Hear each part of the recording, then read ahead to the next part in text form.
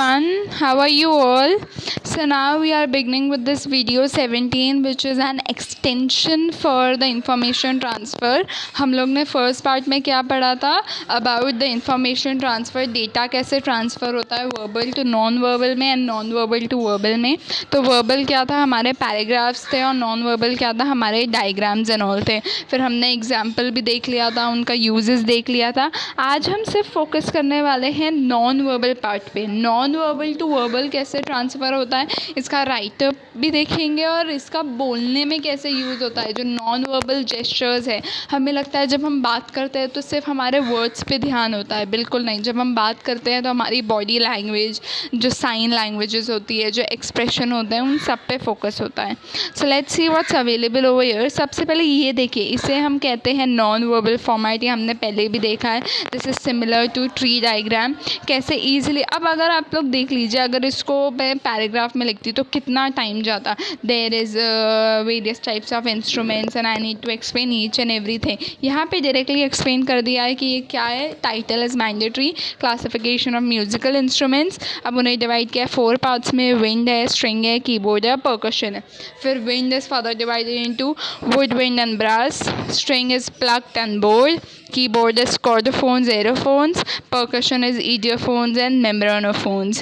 Woodwind is flute and reeds. Brass is horns and trumpets. Plucked is guitar and sitars. Board is violins and sarangis. Chordophones is pianos and harpsichord. Aerophones is accordion and harmoniums. Idiophones is cymbals and bells. Membrophones is drums and tabla. So this is just an easy explanation. मतलब किसी को भी, कोई बच्चे को भी जिसका मतलब अंडरस्टैंडिंग लेवल ज़्यादा हाई ना भी हो तो भी उसे समझ जाएगा, बिकॉज ये इतना नीट एंड क्लीन के तरीके से प्रेजेंट किया गया है. You can use them as and when you need. अब देखिए, इससे ये लोग ने कैसे कन्वर्ट कर दिया था. एक्चुअली मेन इन्फॉर्मेशन ये था and they are asked to convert into tree diagram. अब देखिए ये कितना लेंदी है.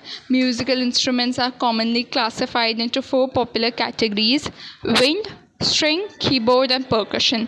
These classes are based on what controls and generates the sound. In other words, the specific governing principle of music. There are various subtypes within these according to the individual differences. Wind instruments are further divided into woodwind, that include flutes and reeds; brass, that includes horns and trumpets. String instruments can be either plucked, played by hand like guitars and sitars, or bowed, played with a bow like violins and sarangis. Keyboard instruments can be separated into chordophones like pianos and harpsichord, or aerophones like accordions and harmoniums. The last type of percussion instrument can be divided into idiophones like cymbals and bells, and membrophones like drums and tabla. So देखिए वो कितना easy explanation था, सब chart था और समझ गया. और ये इसमें आपको काफ़ी फोकस करके रीड करना पड़ता है. So you can easily make a choice कि अगर कभी आपको बोलने की ज़रूरत पड़ी, एक्सप्लेन करने की ज़रूरत पड़ी, तो आप कौन सा वे यूज़ करेंगे. Which is better to use? First of all, both unique significances are there. Both verbal and non-verbal has its unique significance. Both are having some plus point. Verbal can be used while detailed explanation and sharing minute details. कभी कभार ऐसा होगा जब आपको detail में explanation करनी होगी, बारीक से बारीक चीज़ को एक्सप्रेस करना होगा, तब हमें क्या यूज़ करना है, verbal form. Non-verbal form can be used for smooth flow and shortcut and simple explanation. जब आपको स्मूथली जाना है, जब आपको फ्लो वाइज जाना है, जैसे कि आपको each and every step explain करना है, शॉर्टकट एक्सप्लेन करना है, सिंपल एक्सप्लेनेशन. मतलब डायग्राम्स ऐसे होते हैं कि वो समझाने की ज़रूरत नहीं पड़ती, इंसान को देख के ही समझ जाता है. पॉपुलेशन दिखाना हो, success, defeat, failure, growth, whatever, you can show everything. Detailed essays can be hectic. Non verbal can be easy to use and simple to understand. Let's take an example. जिसकी English काफ़ी अच्छी नहीं हो, जिसकी vocabulary काफ़ी अच्छी नहीं है, तो उसके लिए पैराग्राफ रीड करना डिफ़िकल्ट है. बट एक डायग्राम को देख के एनालाइज करना ईजी है, क्योंकि डायग्राम में क्या होता है, डायरेक्ट एक्सप्लेनेशन होता है, कुछ भी ग्रामर का यूज़ नहीं होता है. तो detail thing can be hectic, but it depends upon which post you are working, what's your need. तो आपको दोनों के लिए एक स्ट्रॉन्ग कमांड होनी चाहिए, दोनों आपको आना चाहिए. That's the point we are teaching this. Now comes your way of speaking. हमेशा याद रखना. देखिए ये क्या, अभी मैंने बहुत ज़्यादा डिटेल में ऐसे लिखा होता तो वो आपको नहीं समझता. अब ये पाई चार्ट है, इसमें बताया गया है कि जब आप बात करते हैं तो सिर्फ 7% आपके वर्ड्स पे फोकस होता है. Just 7%. That's the reason I read to you guys lot of things so that you can understand the way I am speaking. 38% आपका वॉइस, आपका टोन, मॉड्यूलेशन एंड पॉजेज, आप किस वे में बोल रहे. सी जब हमेशा मॉड्यूल एंड हो जाता है, how happy I turn, so that's the voice and my tone. फिर मैं अपने वॉइस को कैसे मॉड्यूलेट कर रही हूँ. एंड द पॉजेज, कभी भी पंक्चुएशन मार्क आएगा तो आपको उधर पॉज लेना है. 55%, मोर देन 50% इस पर body movements, face and arms. So जब भी आप एक्सप्लेनेशन कर रहे हो, बात कर रहे हो, आपके बॉडी के मूवमेंट्स है, आपका जो फेस का मूवमेंट्स है, जो आर्म के मूवमेंट्स है, जो भी आपके एक्सप्रेशन है वो बहुत ज़्यादा इम्पॉर्टेंट होते हैं. तो इसलिए जब आप इंग्लिश बोलना सीख रहे हैं तो आपको अपनी लैंग्वेज को भी ग्रो करना है और आपकी बॉडी लैंग्वेज को भी ग्रो करना है. Body language is a very very prominent part of your speaking and your personality. Now non verbal communication के बारे में हम लोग और डिटेल में पढ़ लेंगे. वेज ऑफ टॉकिंग होता है having the pause, stress on words. कभी कुछ इंपॉर्टेंट होता है तो मैं कैसे स्ट्रेस करती हूँ. पॉस्चर्स, स्लाउचिंग, आप कैसे बैठ रहे हैं, कैसे उठ रहे हैं. अपीयरेंस, एग्जाम्पल अनटाइडीनेस, आप कैसे ड्रेसअप होके जा रहे हैं. Head movements, nodding and all. hand movements is waving, eye movement is winking. मतलब your each and every part of your body should say that yes, I am present over here physically, mentally and every way. Facial expression, यानी how you give your facial expression, it's very important. It expresses your happiness, your sadness. You can't be sad and say I'm happy.